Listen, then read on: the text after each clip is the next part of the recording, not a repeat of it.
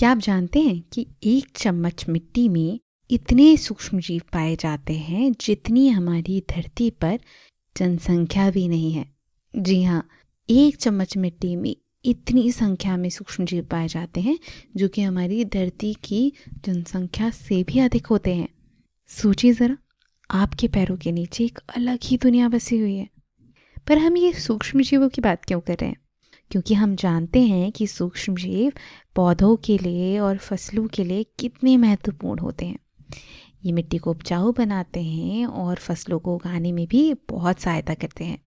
जब हम जानते हैं कि हमारी धरती पर इतने सारे लोग रहते हैं तो उन्हें खाने के लिए पर्याप्त मात्रा में भोजन भी होना चाहिए।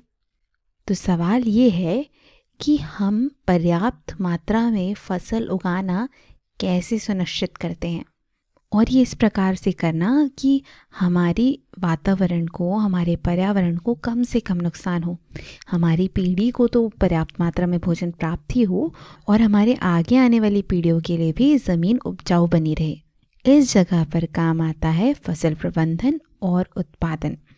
करीब 90,000 ईसा पूर्व जो मानव था वो घुमक्कड़ जनजातियों में रहता था। वो कच्चे फल और सब्जियां खाता था, साथ ही पशुओं का शिकार करता था। लेकिन धीरे धीरे मनुष्य का विकास हुआ। उन्होंने ज़मीनों को तैयार किया, फसलें उगाई। सारांश में कहें तो उन्होंने खेती करना सीख लिया और इस प्रकार इंसानों ने अपने लिए अपना भोजन स्वयं उगाना शुरू कर दिया। अब यहाँ पर मैं कई बार फसल शब्द का इस्तेमाल कर चुकी हूँ, पर क्या आप जानते हैं फसल का अर्थ क्या होता है? फसल का अर्थ हुआ कि किसी भी प्रकार का एक पौधा ले लीजिए और उसे आप बहुत अधिक मात्रा में उगाइए और काटिए, तो इसी को आप फसल कहेंगे। और ये होना चाहिए एक किसी भी निश्चित स्थान पर। तो फसल क्या होती है? कोई भी एक प्रकार का पौधा ले लिया आपने, उसको बहुत अधिक मात्रा में उगाएंगे और एक निश्चित स्थान पर वो करेंगे, तो इसे ही हम फसल कहते हैं। जैसे अगर हम बात करें गेहूं की फसल की, तो गेहूं की फसल जो है उसमें एक एक पौधा होता है गेहूं का, उसी को आप अगर अधिक मात्रा में उगाएंगे, बहुत ज़्यादा मात्रा में उगाएंगे, तो उसे हम कहेंगे गेहूं की फसल है ना। अब इसी तरह से मटर की फसल हो सकती है और जौ की फसल हो सकती है, चावल की भी फसल हो सकती है। भारत जो हमारा देश है इसमें अलग अलग प्रकार के मौसम पाए जाते हैं, ये तो आप जानते हैं। हमारे यहाँ बारिश भी होती है, ठंड भी पड़ती है, गर्मियाँ भी होती हैं, और हमारे पूरे देश में अलग अलग प्रकार की धरती है और विभिन्न प्रकार की जलवायु भी है। तो इसका इस्तेमाल खेती करने के लिए बहुत अच्छी तरह किया जाता है, क्योंकि हर मौसम के हिसाब से हमारे यहाँ पर अलग अलग प्रकार की फसलें उगाई जाती हैं। किस तरह से, चलिए जानते हैं।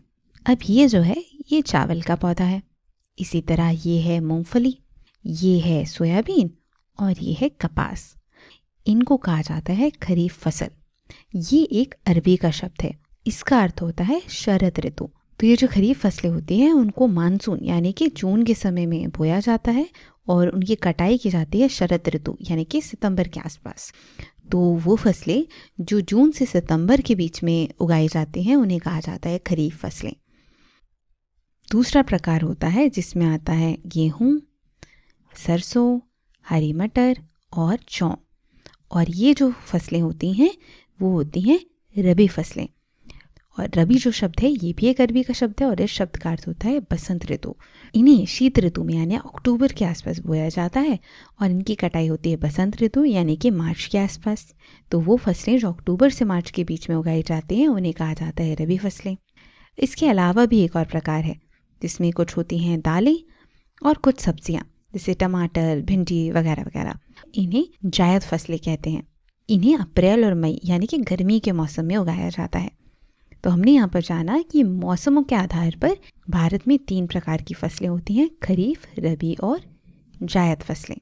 और इस वीडियो में हम शुरुआत से ही बात कर रहे हैं फसल प्रबंधन और उत्पादन की, कि फसलों को उचित तरीके से कैसे उगाया जाए जिससे सभी का पेट भर सके और हमारे पर्यावरण को भी कम से कम नुकसान हो। हमने ये भी जाना कि फसल का अर्थ क्या होता है।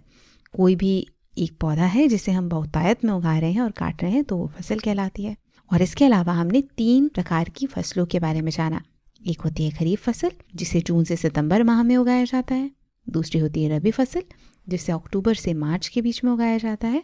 और तीसरी है जायद फसल जिसे अप्रैल से मई के बीच में उगाया जाता है।